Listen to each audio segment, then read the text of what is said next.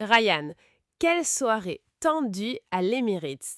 Arsenal a battu l'Atlético 1-0 et le but de Bukayo Saka à la 44e minute a fait la différence. Le score était serré Nina, mais Arsenal a contrôlé une bonne partie du match. Ils ont eu 55% de possession et 13 tirs, contre seulement 5 pour l'Atlético. Et le timing de ce but a vraiment fait mal à l'Atlético. Arsenal pousse, pousse, pousse, puis Saka frappe juste avant la pause et soudain, toute cette pression finit par payer. Oui, mais Arsenal estimera quand même qu'il aurait pu tuer le match plus tôt. 8 tirs non cadrés, c'est beaucoup, et ce manque de précision a maintenu l'Atlético en vie jusque tard dans la rencontre. L'Atlético s'est quand même montré menaçant après la pause, surtout avec Antoine Griezmann à la 56e minute et Marcos Llorente à la 81e. Absolument, et David Raya a répondu présent. Dans un match à 1-0, 2 arrêts du gardien peuvent valoir autant que le but lui-même. J'ai aussi aimé le calme défensif d'Arsenal. Une fois devant au score, ils ont paru solides, organisés et maîtres de leurs émotions.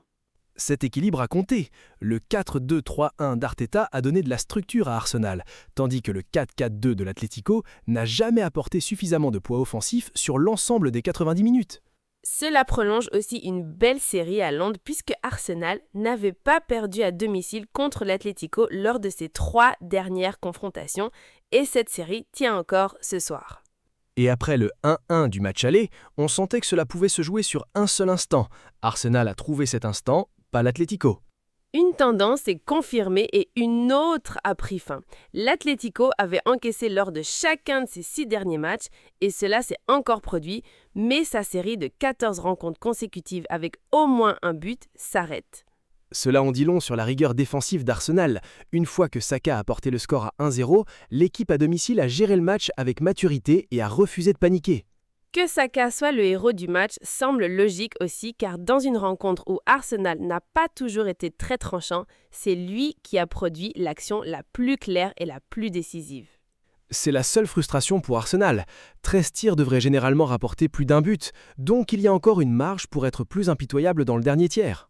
Malgré tout, l'essentiel est simple, Arsenal a été la meilleure équipe à surmonter ses frayeurs de la seconde période et s'offre une victoire durement acquise à l'Emirates.